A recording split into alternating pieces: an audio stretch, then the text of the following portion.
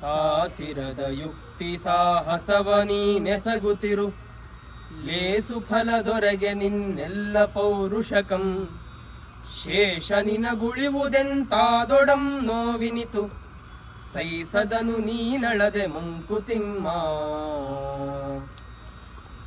ನಾವು ನಮ್ಮ ಕರ್ಮಗಳ ಅನುಸಾರವಾಗಿ ಫಲ ಇರುತ್ತೆ, ಅದನ್ನೆಲ್ಲ ನಾವು ಅನುಭವಿಸ್ತಾ ಇರ್ತೀವಿ. ಈ ರೀತಿಯೆಲ್ಲ ನಡೀತಾನೆ ಇರುತ್ತೆ. ನಾವು ಏನೋ ಒಂದಿಷ್ಟು ಪೌರುಷ ತೋರಿಸಿ, ಶಕ್ತಿ ತೋರಿಸಿ, ಬೇರೆ ಬೇರೆ ರೀತಿಯ ಶಕ್ತಿಗಳನ್ನು ಬೆಳೆಸ್ಕೊಂಡು ಜೀವನದಲ್ಲಿ ಬರುವಂತಹ ಎಲ್ಲ ಕರ್ಮಗಳ ಫಲವನ್ನು ನಾವು ಎದುರಿಸ್ತಾ ಹೋಗ್ತಾ ಇರ್ತೀವಿ. ಇಷ್ಟೆಲ್ಲ ನಾವು ಕಷ್ಟಪಟ್ಟು ನಾವು ಫಲಗಳನ್ನು ಎದುರಿಸ್ತಾ ಇದ್ದರೂ ಕೂಡ ಎಲ್ಲೋ ಒಂದು ಕಡೆ ಅದಕ್ಕೆ ಒಂದಿಷ್ಟು ಪರಿಹಾರನೂ ಸಿಕ್ಕಿರುತ್ತೆ. ಆ ಫಲಗಳು ನಮಗೆ ತಾಕದೇ ಇರ್ಬೋದು, ಇದೆಲ್ಲನೂ ಆಗಿರುತ್ತೆ. ಆದರೆ ಎಲ್ಲೋ ಒಂದು ಕಡೆ ಒಂದು ಸಣ್ಣದಾಗಿ ಯಾವುದೋ ಒಂದು ಕರ್ಮದ ಫಲ ನಮ್ಮನ್ನು ಕಾಡಕ್ಕೆ ಬಂದೇ ಬರುತ್ತೆ.